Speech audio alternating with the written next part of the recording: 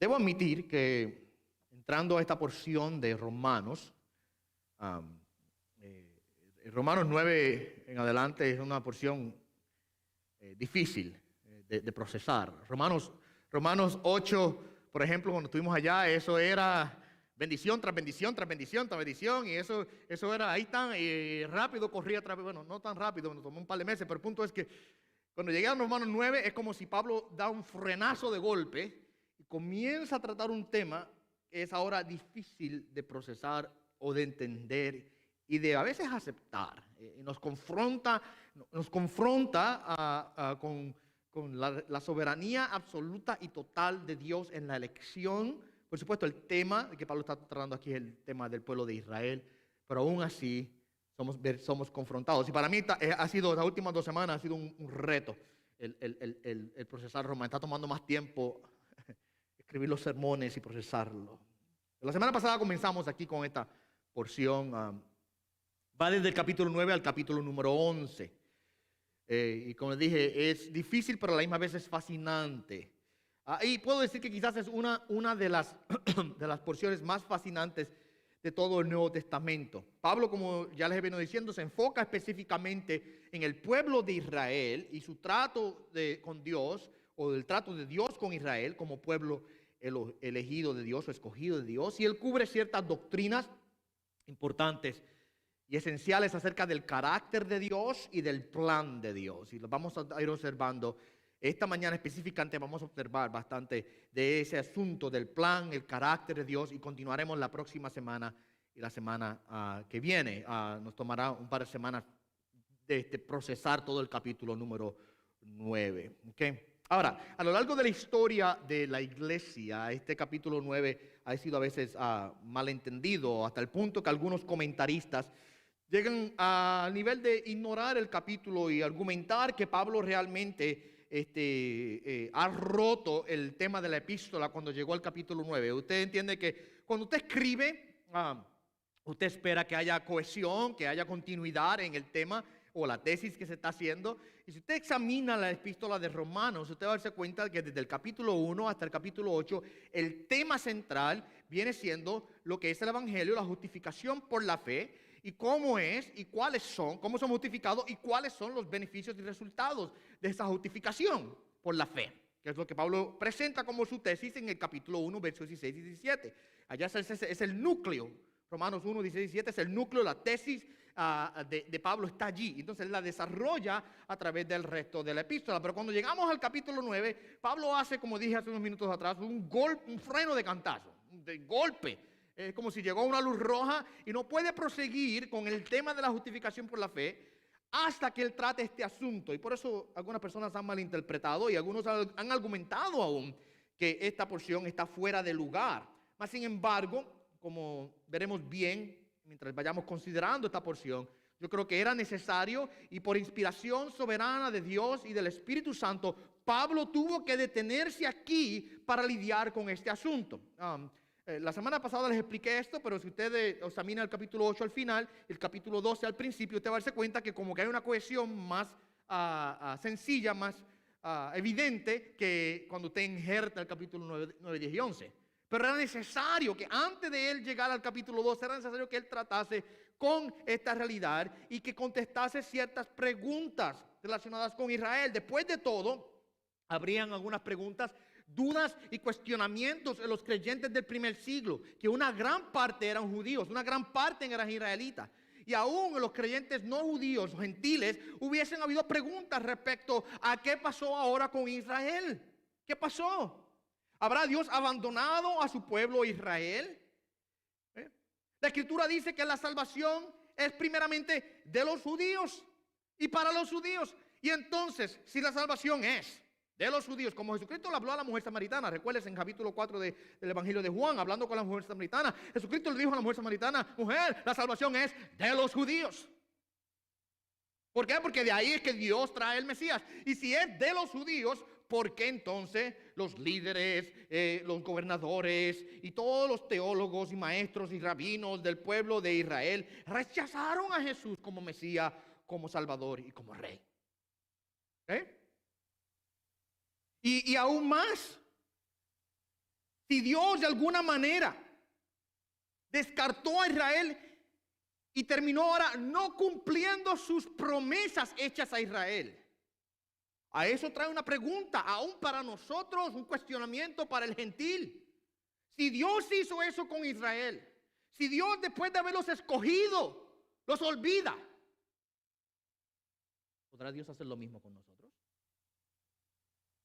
¿Qué seguridad tú y yo ahora tenemos en Cristo?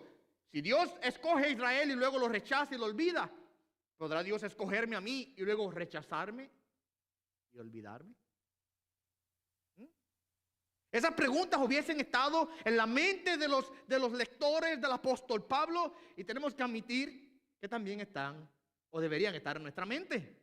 Mientras leemos el Nuevo Testamento especialmente, a la luz del Antiguo Testamento, y vemos todas las promesas hechas de Israel una detrás de la otra, desde el principio, desde el libro de Génesis, cuando Dios escoge a Abraham y promete que a la simiente de Abraham vendría grandes bendiciones, y ahora nos encontramos en el Nuevo Testamento y vamos a argumentar, el pueblo de Israel está fuera del plan de Dios, se cancelaron las promesas y Dios se olvidó de su palabra a ellos. Y una vez más, eso traería mucha duda sobre nuestras vidas como creyentes ahora. Si Israel, que es el pueblo escogido, ha sido rechazado, ¿qué será de nosotros que no somos de Israel? Así que Pablo necesita pasar estos capítulos 9, 10 y 11 tocando el tema de Israel, porque de otro modo dejaría dudas y cuestionamientos en las mentes de sus lectores y aún en nuestras mentes, que entonces podrían llegar a invalidar las promesas que ya él ha descrito en los capítulos 1 al 8. Por ejemplo, el capítulo número 8, si ustedes recuerdan, pasamos casi 2 meses discutiendo el capítulo número 8. Está lleno de promesas. Lleno de promesas. Es un capítulo de seguridad, si ustedes se recuerdan. Es un capítulo que comienza hablando y diciendo, no hay condenación para los que están escritos. Y termina diciendo ahora, no hay separación para los que están escritos. O sea, no hay condenación, nadie nos puede condenar porque Dios es el que nos justifica. Y por tal razón ahora, nada ni nadie nos puede separar del amor de Dios que es en Cristo Jesús, Señor nuestro. ¿Verdad? Es así como termina el capítulo número 8. Entonces, si no contestamos esta pregunta respecto a Israel, ¿puede ahora la duda respecto al trato de Dios con Israel llegar ahora a menoscabar, a poner en tela de juicio o en duda lo que Pablo ya ha dicho? ¿Podrá una persona habiendo sido escogida luego ser olvidada por Dios?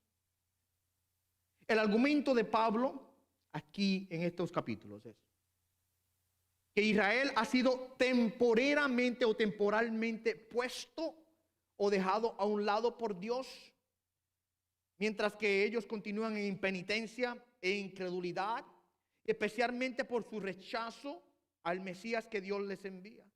Israel tiene un patrón de rechazar los mensajeros de Dios. No sé si ustedes se han dado cuenta, el Antiguo Testamento fue así. Dios enviaba profetas y los rechazaban. Dios enviaba profetas y los rechazaban. Y eventualmente envió al profeta de los profetas y ¿qué? Cristo habló de eso en una de sus parábolas, cuando habló del amo que envió sus siervos a los viñadores que le cuidaban su viña, y vino un siervo y lo mataron, vino otro siervo y lo mataron, vino otro siervo y lo mataron, y eventualmente dice envió a su hijo, y con él cuando lo vieron dijeron vamos a matarlo también. Es una parábola, una analogía de lo que Israel hizo. Dios envió a sus siervos, sus profetas, y lo mataban. Y envió entonces a su hijo, al profeta de los profetas, y lo terminaron rechazando igual. Dios ahora ha puesto a Israel y su plan con ellos, de manera temporera, ese es el argumento de Pablo aquí, de manera temporera, a un lado. Y vamos a verlo cuando lleguemos especialmente al capítulo 11, 10 y 11. Dios lo ha puesto a un lado, ¿verdad? Pero eso no quiere decir que Dios sea olvidado por completo. Porque en su gracia soberana, Dios preserva todavía hasta hoy la nación de Israel. ¿Okay? Todavía hay un remanente ordenado por Dios de ese pueblo. ¿Okay? Que algún día disfrutará las promesas que fueron hechas a David. Que se le dijo, en tu trono se sentará uno que reinará para siempre, hablando de Cristo. Algún día Israel como nación reconocerá a su Mesías. ¿Okay?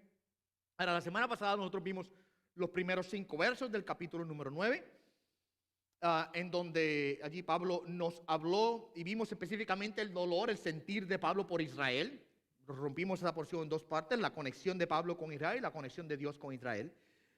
Vimos primeramente cómo Pablo se duele, sentía un dolor profundo por la incredulidad de Israel, hasta el punto que él dice: yo quisiera ser condenado si eso resultaría en la salvación de mis hermanos.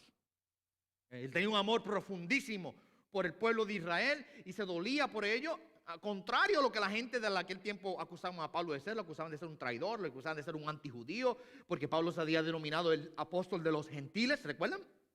Y eso ahora mucha gente cuestionaba a Pablo si realmente era fiel al pueblo de Israel. Contrario a lo que la gente decía, Pablo era un hombre que amaba a Israel hasta el punto que él dice, él expresa: desearía yo ser anatema, que quiere decir maldito, condenado al infierno. Anatema, si eso resultaría en la salvación de mis hermanos, que Dios me condene a mí. Dios me condene a mí. Y también vimos la semana pasada cómo es que el pueblo de Israel realmente es una nación bendecida. Realmente bendecida porque recibió una lista de privilegios, mis amados hermanos, grandísima. Lo vimos la semana pasada. De todos ellos, ahí Pablo dio una lista grandísima. No voy a pasar tiempo ahora discutiéndolo porque se nos va el tiempo en eso. Pero de todos ellos, Pablo culmina diciendo: el más grande de todos es que el Mesías vino a través del pueblo de Israel. Si no hubiese recibido ninguno otro de los otros privilegios que él discute ahí, solamente con recibir ese privilegio es la nación más bendecida de toda la tierra. Porque el Mesías vino de ese linaje. Ahora, si el tema principal del capítulo 9, 10 y 11 de Romanos es el trato de Dios con Israel, eso es lo que Pablo está discutiendo aquí, hay un tema subyacente que va juntamente paralelo a ese, y es el tema de la soberanía de Dios en su trato con Israel y, por implicaciones extendidas, la soberanía de Dios en la salvación aún. ¿Cómo es que Dios es el que ahora escoge y establece su plan y no hay quien pueda pelear con él respecto a las decisiones que Dios toma? Hoy vamos a comenzar a ver un poquito de ese argumento, porque Pablo va a hablar en esta mañana respecto, lo veremos más adelante, cómo es que Dios escogió a Jacob y aborreció a Esaú. Y veremos ese acto soberano de la elección de Dios. Una vez más, el tema principal es el trato de Dios con Israel, pero el tema paralelo que va junto con esto es la soberanía de Dios en cómo Él discutir o de tratar a Israel, y una vez más, cómo nosotros se aplica eso a la salvación en general. Este tema de la soberanía de Dios tenemos que admitir que exige una comprensión mucho más profunda y detenimiento mucho más grande de cualquier otro tema que podamos nosotros discutir. Hay temas acerca de Dios que son fáciles de discutir, de desarrollar, de entender. Por ejemplo, yo les digo a usted: Dios es amor. Ay, cómo nos gusta ese tema del amor de Dios, ¿verdad? Es un tema que hasta cierto punto es fácil de comprender, aunque es profundo, porque cuando usted comienza a discutir los niveles y la profundidad del amor de Dios y la anchura y la altura y la grandeza del amor de Dios, su mente debe ser: wow, qué grande ese tema. Pero que es fácil de aceptar, es dulce. Es dulce, es como el bombón que usted le da al niño, ¿verdad? ¿A quién le amarga un dulce? Dicen por ahí, ¿verdad? A nadie, todo el mundo le encanta. Pues, entonces, el tema, por ejemplo, del amor de Dios es ese tema: wow, qué dulce ese tema, qué hermoso ese tema, qué precioso. Ok, pero cuando llegamos a un tema como este de la soberanía de Dios, es un trago amargo. Es difícil de procesar. Se nos hace difícil.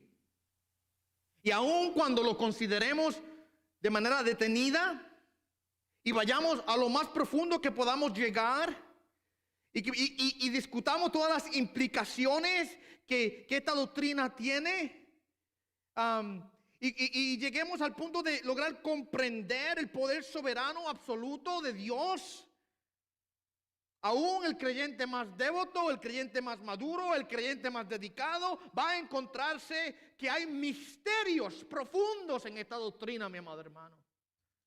La realidad es que teólogos han pasado una vida entera estudiando y escribiendo y analizando el tema de la soberanía de Dios. Y todavía es la hora, mis amados hermanos, que no terminamos de descubrir todas las implicaciones y las profundidades de eso.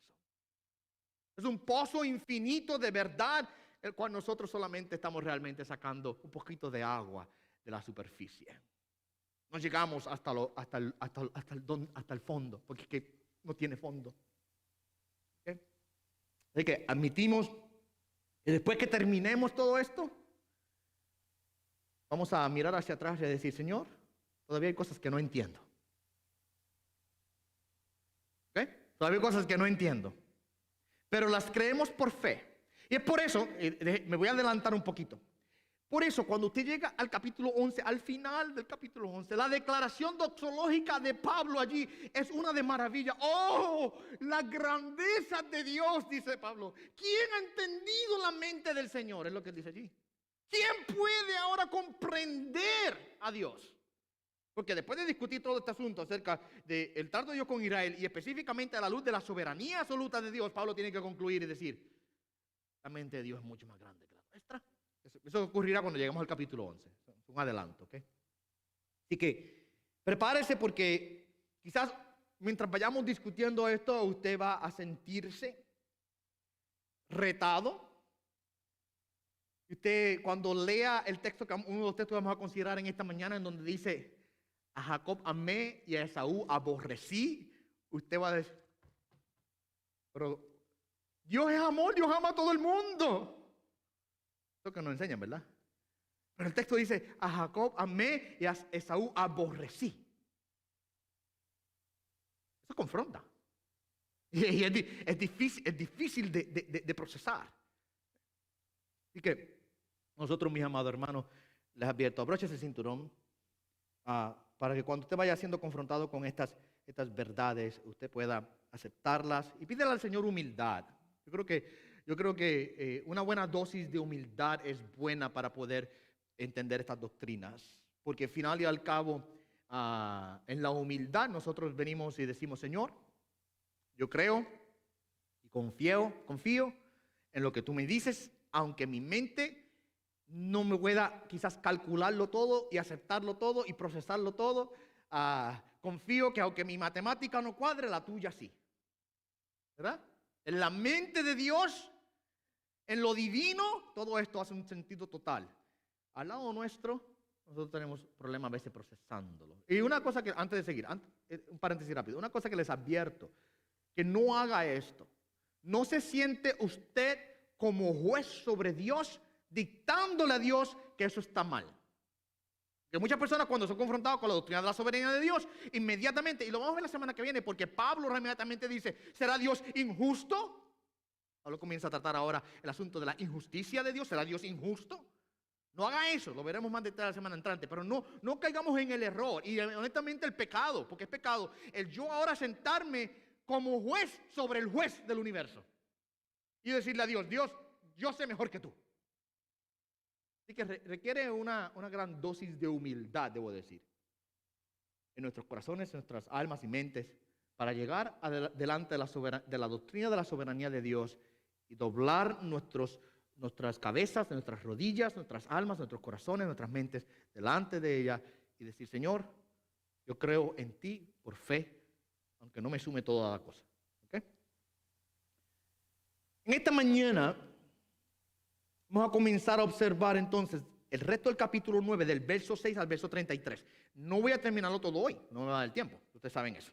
Yo creo que ya ustedes, después de 5 años y tanto, casi 5 años y medio, ¿verdad? 5 años y medio pastoreándole y predicándole, ustedes saben que no puedo discutir 20 y tantos de textos bíblicos en una sentada, de golpe. Eso sería una injusticia.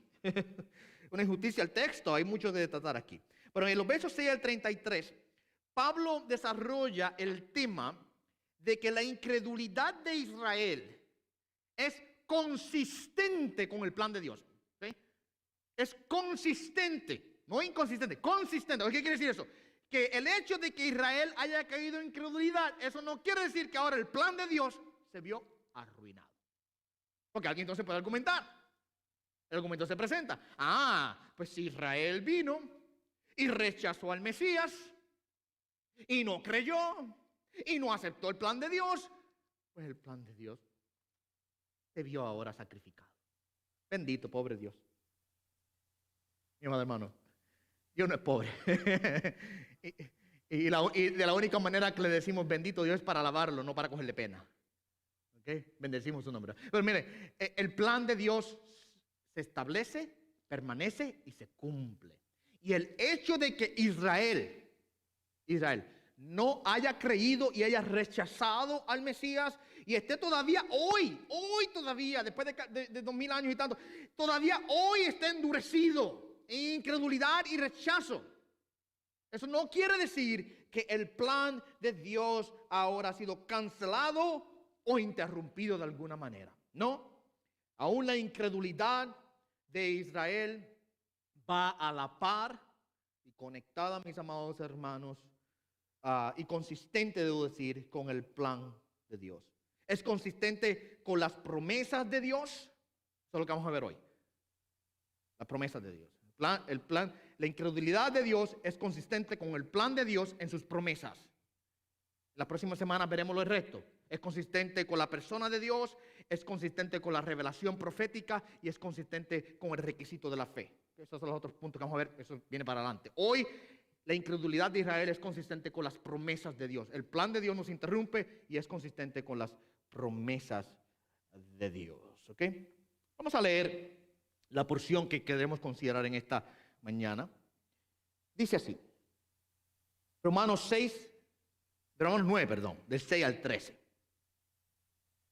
Pero no es que la palabra de Dios haya fallado, porque no todos los descendientes de Israel son Israel, ni son todos hijos por ser descendientes de Abraham, sino que por Isaac será llamada tu descendencia.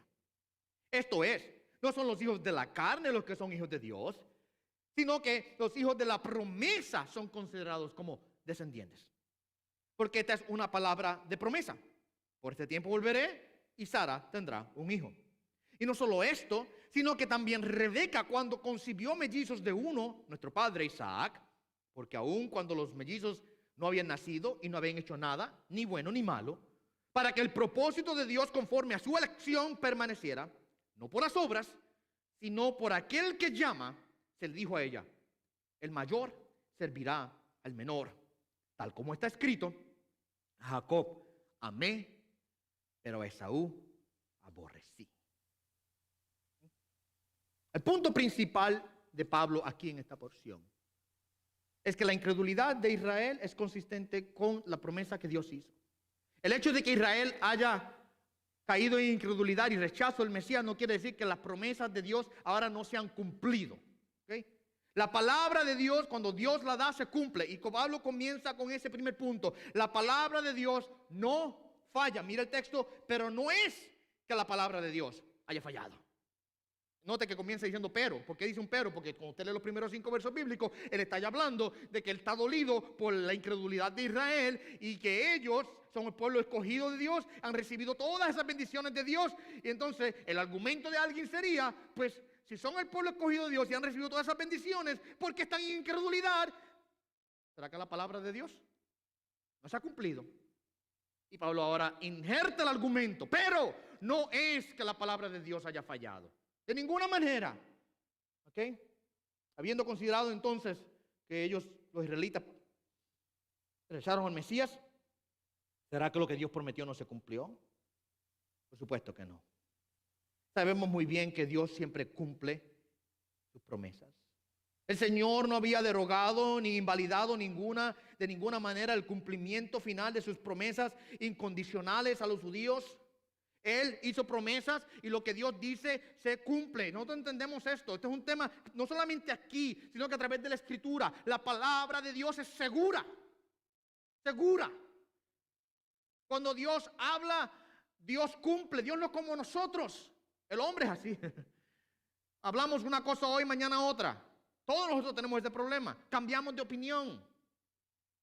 Porque nosotros estamos aprendiendo, ¿verdad?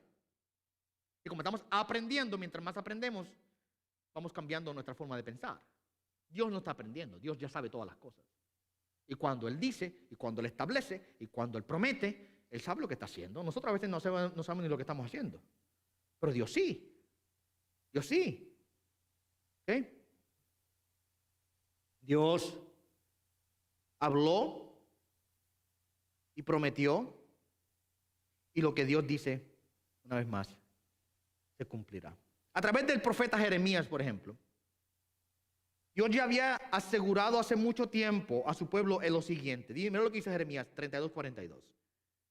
Así dice el Señor, como he traído a este pueblo toda esta gran calamidad, todos los castigos que Dios le envió al pueblo de Israel, que ustedes saben que han sido muchos, porque junto con las promesas de que Dios le dio al pueblo de Israel como nación, también vino una advertencia de castigo y de disciplina. Como he traído a este pueblo toda esta gran calamidad, así he de traer sobre ellos todo el bien que les prometo. Miren lo que Dios dice ahí. Yo he traído calamidad, pero de la misma manera en que he traído la calamidad, todo el bien que yo he prometido también vendrá sobre ellos. Esa es palabra del Señor. Isaías nos dice a nosotros en el capítulo 55, verso 11, que la palabra de Dios, dice allí, no retorna a él vacía. ¿Qué quiere decir eso? Que cuando Dios habla, lo que Él dice, se establece. Déjenme leer el texto. Así será mi palabra que sale de mi boca, no volverá a mí vacía sin haber realizado lo que deseo y logrado el propósito para el cual la envié. Cuando Dios habla, lo que Él dice se establece y se realiza. Nunca una promesa de Dios regresará a Dios sin cumplirse. Lo que quiere decir. Dice, no regresará a mí vacía. Quiere decir, lo que Dios dijo que se va a hacer, se cumplirá como Dios así lo determinó. Aún el hecho de que Dios castigó a Israel, y todavía hoy veremos más adelante, Dios está castigando a Israel, es consistente con las promesas de su pacto con ellos. La disciplina y el castigo son elementos de la fidelidad divina, de la integridad y del amor, y no deben ser cuestionados. Dios, al que ama, disciplina. Es claro en la Escritura.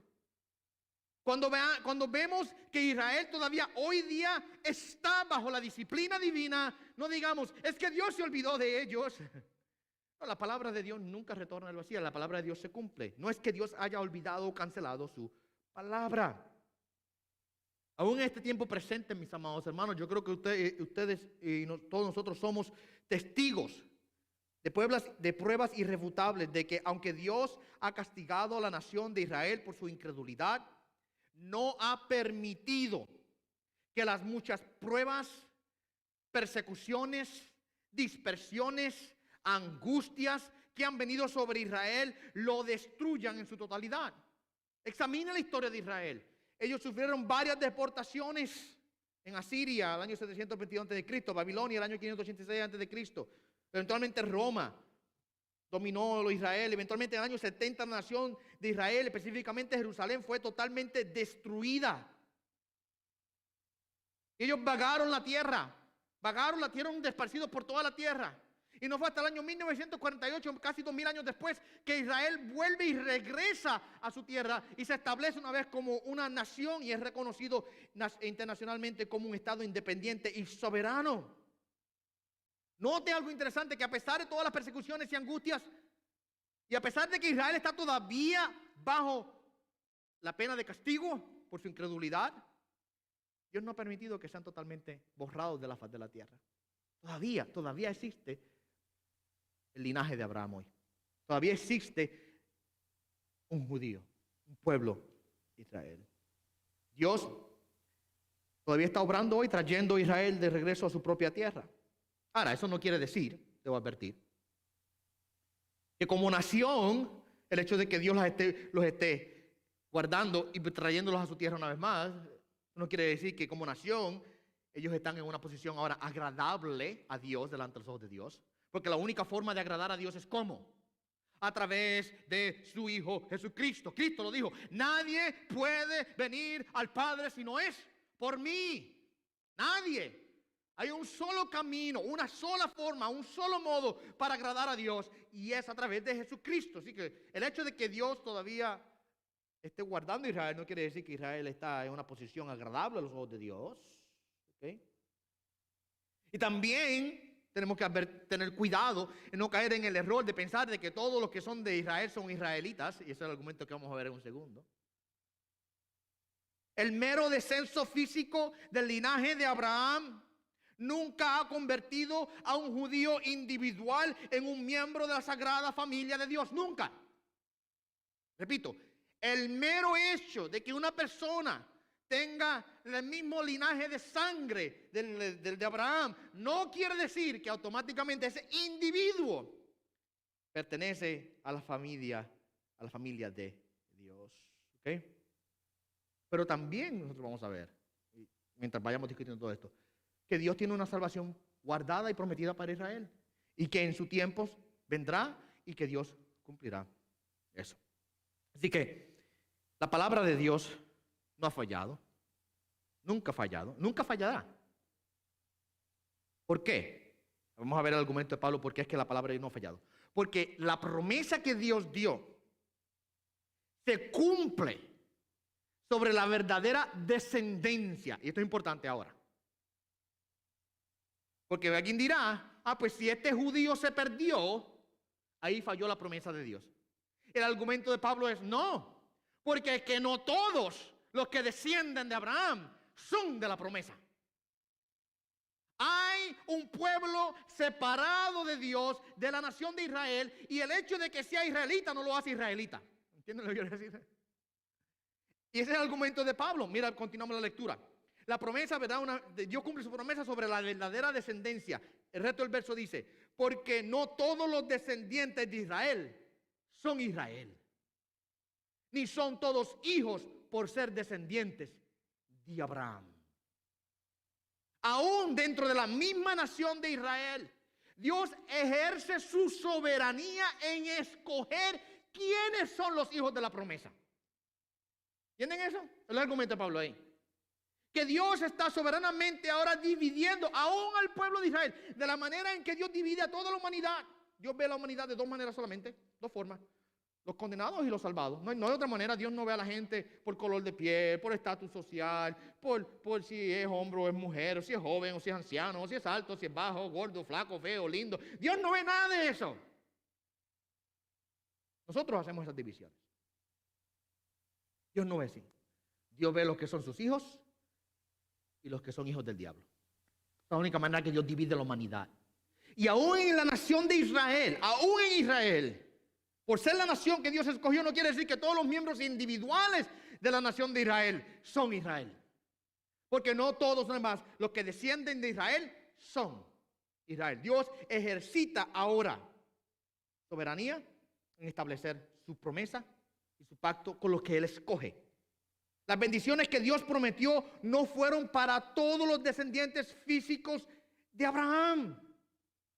Aún después de darle la promesa, Dios dejó claramente demostrado que los herederos serían los que Él eligiera de entre su posteridad. Así que la promesa no fue para todos. Ese es el argumento que Pablo hace aquí. No es para todos la promesa, es para los que Dios escoge la promesa. ¿Okay?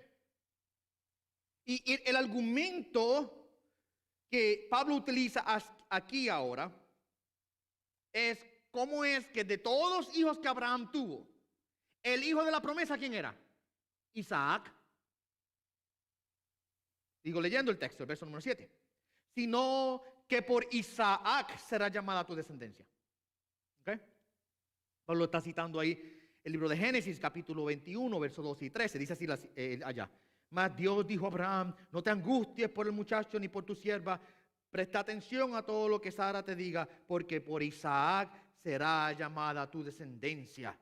Y también del hijo de la sierva haré una nación por ser tu descendiente. ¿Qué estamos viendo ahí? ¿Ustedes se recuerdan el problema que Abraham se metió cuando no podía tener hijos? ¿Se recuerdan de la historia, verdad? Ahí está Sara era estéril, no podía tener hijos. Y esto demuestra la humanidad de tanto Abraham como Sara. Nosotros tenemos una tendencia de elogiar a estas personas de la antigüedad, wow, como héroes de la fe, pero cuando examinamos sus obras, a veces decimos, wow, Abraham hizo eso. Y todos los otros, de verdad. Eso prueba entonces que es por la gracia de Dios, no por las obras nuestras, ¿verdad? Eso me reconforta a mí, porque si Dios pudo escoger un hombre como Abraham y salvarlo, pues, gracias a Dios mío, que sí puede escoger un hombre como yo y salvarme. ¿Okay? Tan pecador como soy. ¿Ya?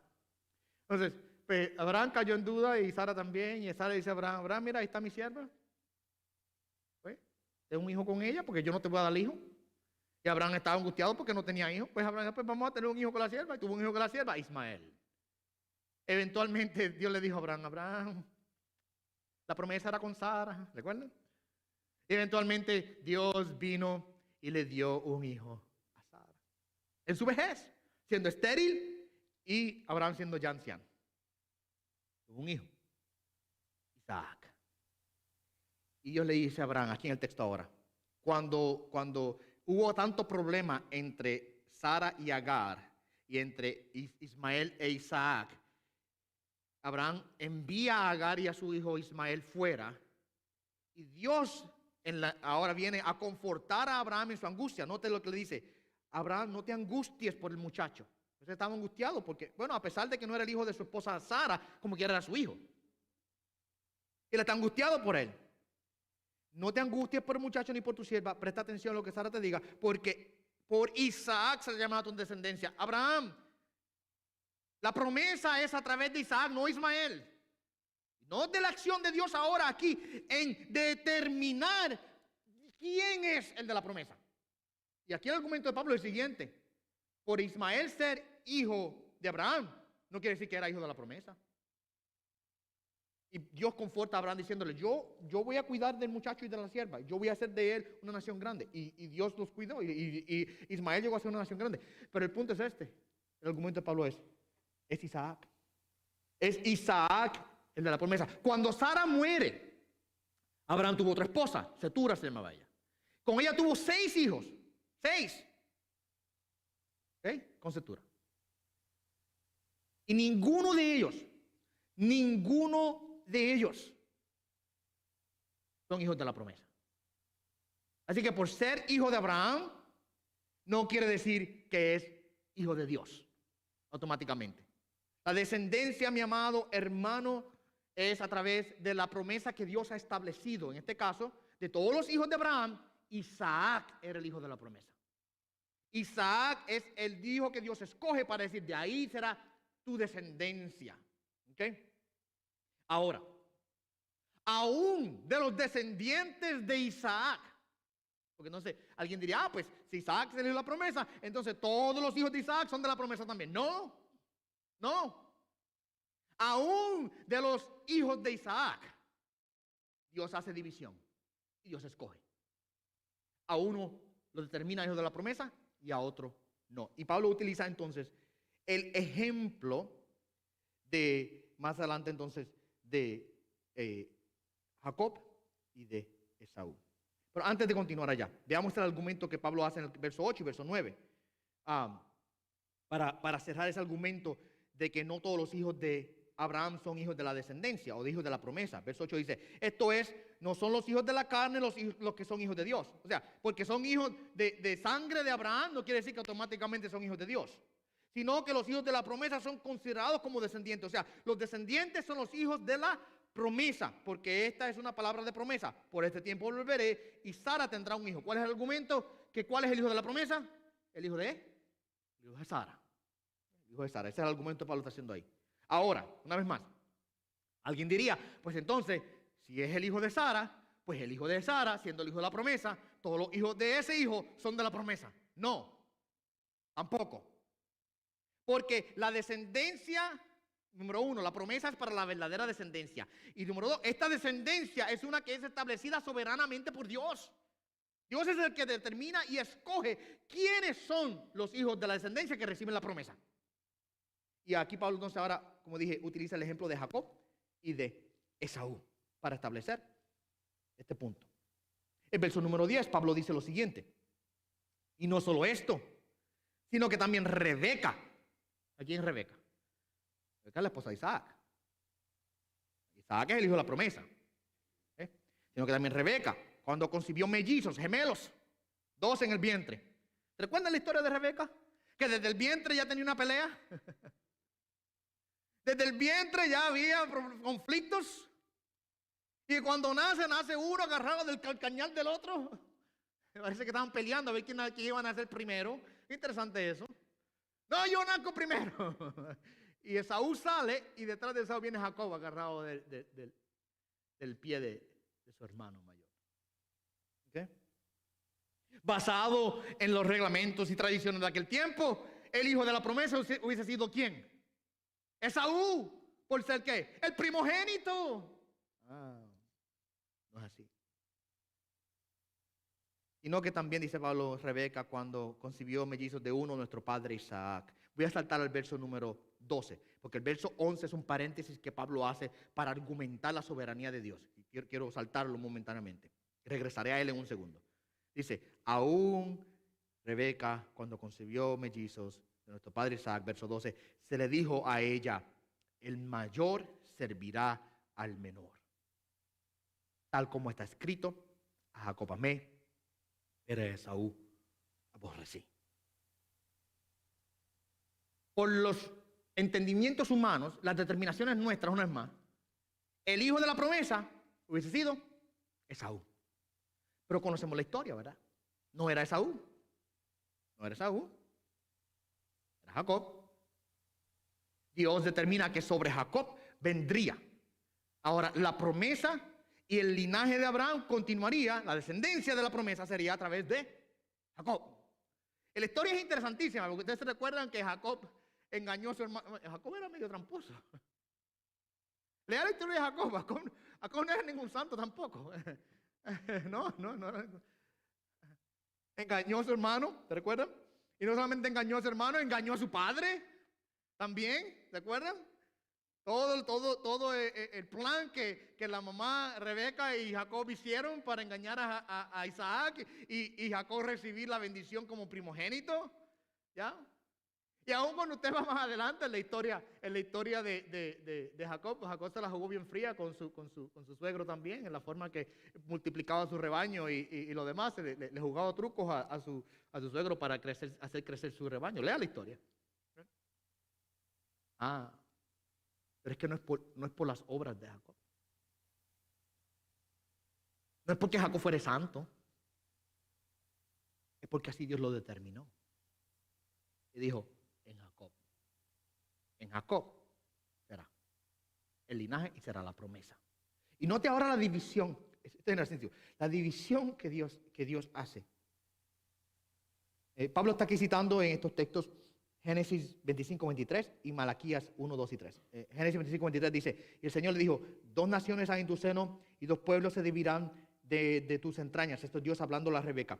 Y un pueblo será más fuerte que el otro y el mayor servirá al menor. Ahí está la cita que Pablo usa. El mayor servirá al menor. O sea que el menor recibirá la promesa.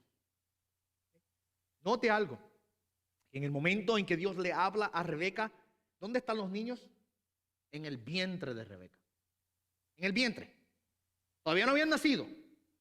Y ya Dios está diciéndole a la mamá, a Rebeca, el mayor servirá al menor. Muchos años después, cuando llegamos a Malaquías, casi al final del Nuevo Testamento, allí Dios habla a través del profeta Malaquías con estas palabras. Yo, hablándole a Israel, yo os he amado, dice el Señor. Pero vosotros decís, ¿en qué nos has amado? ¿No era Esaú hermano de Jacob? Declara el Señor. Sin embargo, dice el Señor ahora, yo amé a Jacob y aborrecí a Esaú. ¿Okay? E hice de su monte desolación y di su heredad a los chacales del desierto. Yo amé a Jacob y aborrecí a Esaú. Esta idea ahora de que Dios ame a uno y aborrezca a otro es un poquito difícil de procesar, ¿verdad? Bueno, hermano, nosotros normalmente en la idea moderna y contemporánea de Dios nos hemos hecho ahora de la noción de que Dios ama a todo el mundo por igual. Dios ama a todo el mundo igual. Después de todo, la Biblia dice Dios es amor. Dios es amor. Dios es una pelota de amor grandísima. Dios ama a todo el mundo igual. Y la idea de que Dios aborrezca a alguien es aborrente para nosotros. Es como que no, eso no cuadra con mi teología de Dios. El hecho de que Dios llegue al punto de aborrecer. Mi amado hermano, tenemos que entender que Dios en su soberanía, sí, Él ama, pero a la misma vez odia. Pastor, esa palabra es fuerte. Nosotros no estamos supuestos a odiar a nadie, tenemos que amar a todo el mundo. Sí, Dios nos ha amado que amemos, Dios nos ha mandado que amemos al prójimo en la forma en que tratamos a todo el mundo con amor y respeto. Y hay un amor universal de Dios por la humanidad. Claro. El amor de Dios universal por la humanidad se demuestra en que Dios aún hace llover tanto sobre el impío como el creyente. Dios hace que el sol salga tanto sobre unos como otros. La tierra produce frutos tanto para unos como para otros. Ese es el amor universal de Dios. ¿Eh?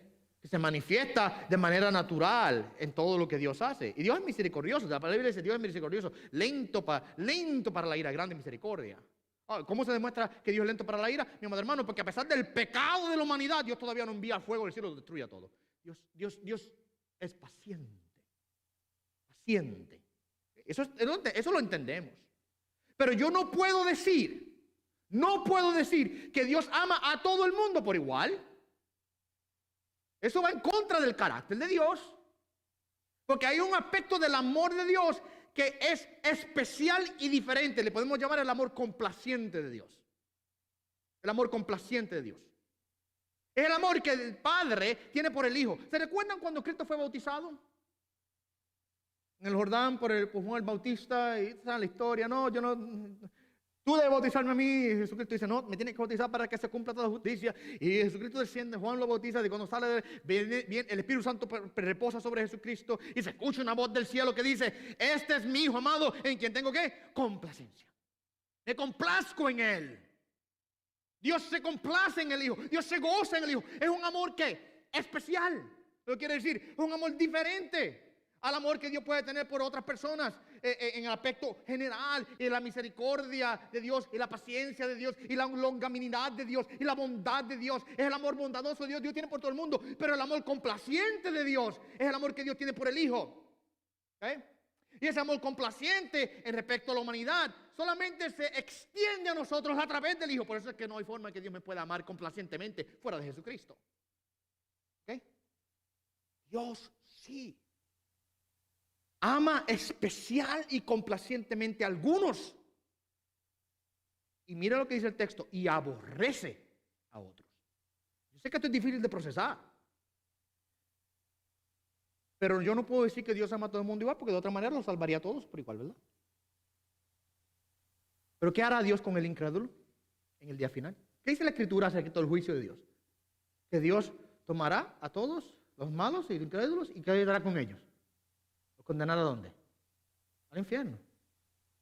Hay una idea bien prevalecente en el evangelismo, en la iglesia evangélica de hoy día, que dice, Dios odia el pecado, pero ama al pecador. ¿Usted ha escuchado esa frase? ¿Sabe que eso no es bíblico? Porque si Dios odiara el pecado solamente y amara al pecador, Dios enviaría al pecado al infierno y salvaría al pecador, ¿verdad? ¿A quién es el que va al infierno a pagar por su pecado? La condena justa que recibe. El pecador. No el pecado, el pecador es el que va allá. Hay un aspecto, mi amado hermano, en donde Dios está airado contra el pecador. ¿Okay? Airado. Y aborrece, no solamente el pecado, aborrece al que comete el pecado. Saquemos de la mente esta idea de que Dios, aunque aborrece el pecado, Dios abraza al pecador. No, mi amado hermano. Al que está en condenación total. Dios aborrece lo que hace y aborrece a la persona que lo hace. ¿Entienden eso? Ahora sí, pastor, pero que éramos pecadores. Claro, al que Dios ahora salva, Dios por su gracia. Entonces estamos entrando en el Evangelio. ¿Ves? La gracia del Evangelio es diferente. Ahí estamos hablando en la obra de Dios de salvación, en donde Dios ahora toma al pecador y lo quita de la posición de condenación y de aborrecimiento y lo trae a una posición de justicia, de perfección y santidad, en donde Dios está amándolo complacientemente. Hay una transformación, hay un cambio. Pero mientras la persona está aquí en la posición de pecado, no está bajo el amor de Dios, está bajo la ira de Dios. Está bajo la ira de Dios. Por eso es que el evangelismo de tanta gente hoy día es un poco defectivo. Mucha gente evangelizan cuando comparten el evangelio con alguien, dicen, Dios te ama tanto, y si tú realmente vinieras y vieras el amor que Dios tiene por ti, tú realmente lo entenderías y te gozarías en ese amor y amarías a Dios también. Es una mentira, porque en el momento que una persona que no cree en Jesucristo, en el momento que tú estás diciendo eso, esa persona está bajo la ira y la condenación. Ese es su estatus. Su estatus ahí es uno de ira y de condenación. Y es por eso que la forma en que la Biblia predica el Evangelio, usted note cómo la Biblia predica el Evangelio, no es diciéndole a la gente, ay, si ustedes le cogieran tanta pena a Dios, mira cómo Dios te ama tanto, cógele pena, bendito, ven a Dios. La forma en que la Biblia predica el Evangelio es diciéndole al mundo, está condenado y en muerte, arrepentíos de vuestros pecados. Esa es la forma en que la Biblia presenta el Evangelio. Arrepentíos de vuestros pecados. La Biblia predica la fe y el arrepentimiento. ¿Ve? Porque la persona en el estatus separado de Dios está en un estatus de condenación. Yo creo que esta porción aquí nos declara esa realidad. Dios a Jacob amó y a Esaú aborreció. Ahora, alguien diría, quizás, es que Jacob era mejorcito. Jacob era mejor que Esaú. Esaú era más malito. Entonces, pues si Dios Dios amó a Jacob, por algo fue que lo amó. Y si aborreció a Esaú, por algo fue que lo aborreció.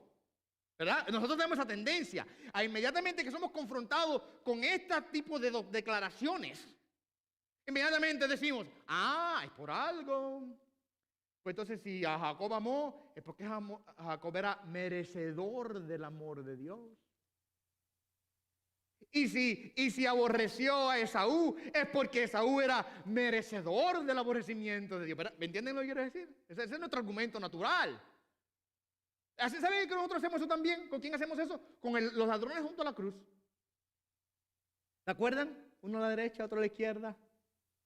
Y a uno le dijo, acuérdate de mí cuando venga en tu reino. Y el otro dice, si tú eres el Mesías, bájate de ahí, sálvate a ti, sálvanos a nosotros. ¿Recuerdan? Y nosotros tenemos la tendencia de decir, es que ese otro era más bonito. Se nos olvida que era ladrón y era homicida. Y se estaba allí castigado, por algo era.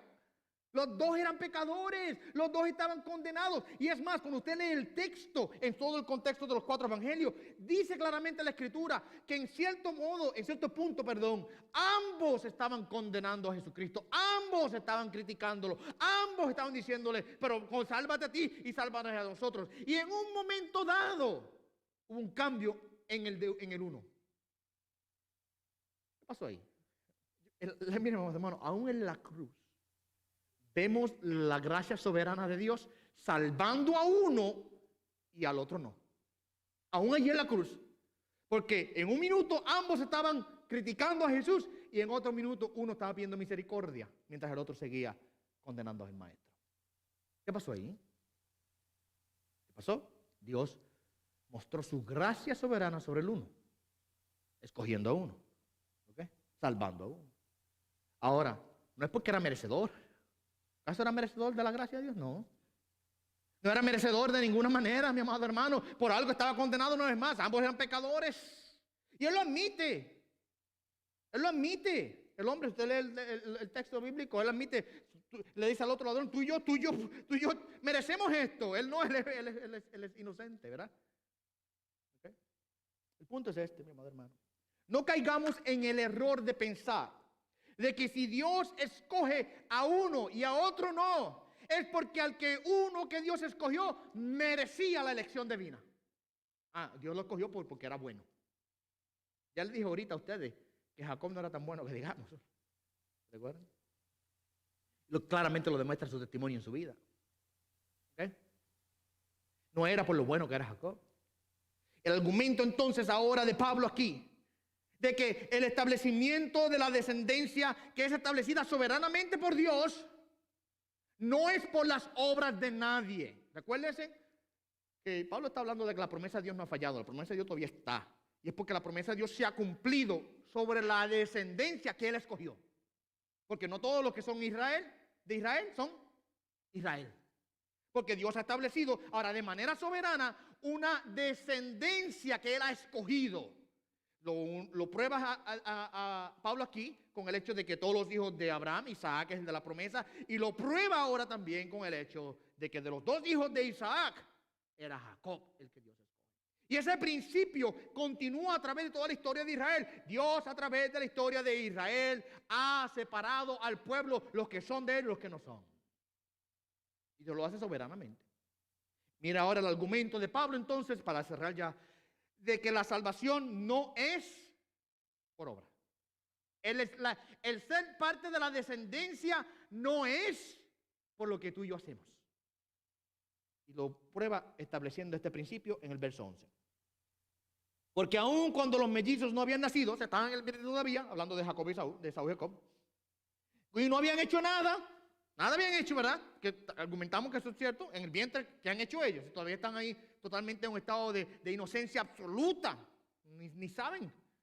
Y los bebés en el vientre tienen percepción de lo que hay fuera de ellos, pero ellos no entienden nada todavía. No habían hecho nada, y mira lo que dice Pablo para establecer el principio. No habían hecho nada, ni bueno, ni malo. No habían cometido pecado, ni tampoco habían hecho obras justas. Nada habían hecho ellos, ni bueno, ni malo. Ahora, mira lo que Dios dice, lo que Pablo dice. Para que el propósito de Dios conforme a su elección permaneciera, no por las obras. Dios ahora llama a uno y rechaza al otro. Para que el propósito de Dios conforme a la elección se establece, conforme a su elección permaneciera, no por las obras, sino por aquel que llama. Pablo aquí apunta en estos textos a la supremacía de Jacob por encima de Saúl. Pero bien explica ahora que esa bendición que Jacob disfrutó no se originó en nada que él hubiera hecho, sino que se originó en el llamado libre y soberano de Dios. Dios es el que llamó. Y Pablo bien lo dice, no por lo que hizo, no por las obras, sino por aquel que, ¿quién es el que llama? Dios es el que llama.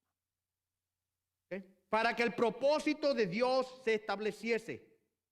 Jacob fue bendecido. ¿Cómo fue bendecido Jacob? Algunas personas argumentarían que Jacob fue bendecido porque fue usado por Dios como padre de la nación. Sí, hay un aspecto de eso, pero yo creo que cuando usted examina el contexto de todo lo que Pablo está hablando aquí, va más allá de eso. Las palabras que Pablo usa aquí, nótela. Cuando habla de Sara, dice Sara es la llamada. La llamada. Ese título es interesante. Habla de elección, habla de propósito, habla de obras, habla de llamamiento. Todo un lenguaje que dentro del contexto podemos entender que está hablando de qué. Está hablando de la salvación. Está hablando de ser hijo de Dios. Está hablando de ahora pertenecer a la familia de Dios. Está hablando de ser salvos. Todas esas palabras son palabras que Pablo utiliza constantemente para describir el acto salvífico de Dios. Mire lo que Pablo hizo en el capítulo número 8 de Romanos, lo vimos hace un tiempo atrás, versos 28, 29 y 30. Déjeme leérselo para recordárselo. Y sabemos que para los que aman a Dios, todas las cosas cooperan para bien. Esto es para los que son llamados, míralo ahí, llamados conforme a su propósito. Llamamiento, propósito. Para los que antemano conoció, esa es la elección, los predestinó a ser hechos conforme a la imagen de su Hijo, para que Él sea el primogénito de entre muchos hermanos. Y a los que predestinó, a esto también llamó. A los que llamó, justificó. A los que justificó, glorificó. El lenguaje de Pablo aquí ahora en el capítulo número 9, cuando está hablando de que Dios es el que establece el propósito, y que Dios es el que llama, de que Él es el que elige, ¿está hablando de qué? Yo creo que está hablando claramente de la salvación. ¿Okay? Y ahora cuando aplicamos esto al contexto general de Pablo, que está hablando, pero ¿por qué es que Israel no ha creído? ¿Qué pasó con Israel? ¿Okay? La razón es porque Dios es el que está estableciendo ahora la descendencia. No todos creyeron porque es que no todos eran descendencia. No todos aceptaron al Mesías porque no eran el pueblo escogido de Dios. No todos, mi amado hermano, vieron a Jesucristo como el Rey, porque no todos eran Israel. Dios es el que determina la descendencia de manera soberana, y sobre esa descendencia Dios cumple sus promesas, y la palabra de Dios sobre la descendencia que Él ha determinado nunca falla y nunca fallará. No nos olvidemos de esto, y Pablo más adelante usa este argumento. No nos olvidemos de esto. Que una gran parte de la iglesia, una mayoría de la iglesia en su inicio era ¿qué? Eran judíos. Ahí está la descendencia. Las promesas de Dios se cumplieron sobre los que Él determinó que se cumplirían. ¿Okay?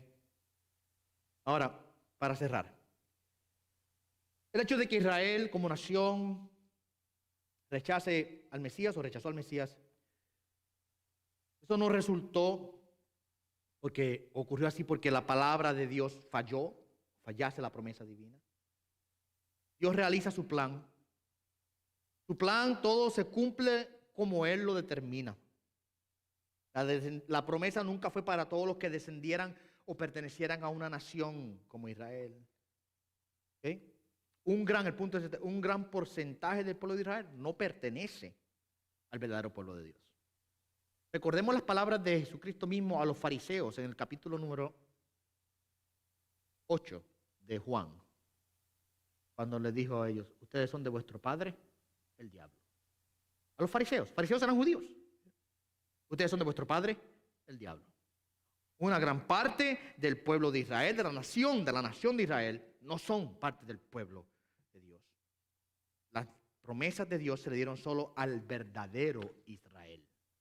Y ese verdadero Israel es Dios el que soberanamente lo determina. Y nada más Pablo lo probó aquí, hablando del ejemplo de Isaac y dándonos el ejemplo de Jacob y de Esaú, que antes que nacieran ya Dios soberanamente había establecido quién iba a ser el escogido, hijo de la promesa. ¿Okay? Ahora, una aplicación rápida a nosotros, para cerrar. Esto debe reconfortarnos a nosotros. Les digo a ustedes que se aflocharon los cinturones porque esto iba a ser duro, ¿verdad? Yo no sé si algunos de ustedes cogieron 2 o 3 golpes quizás, porque esta idea de la soberanía absoluta de Dios en la salvación como que a veces nos incomoda un poquito, ¿verdad? Pero no debe incomodarnos, debe reconfortarnos. ¿Cómo debe reconfortarnos?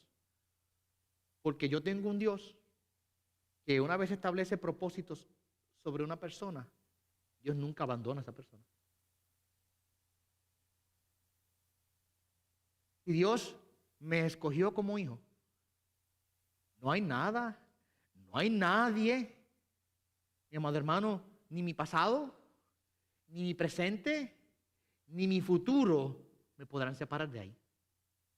Porque la palabra de Dios no falla. Cuando Dios la promete, cuando Dios la da, siempre se cumple. ¿Okay? No falla la palabra de Dios.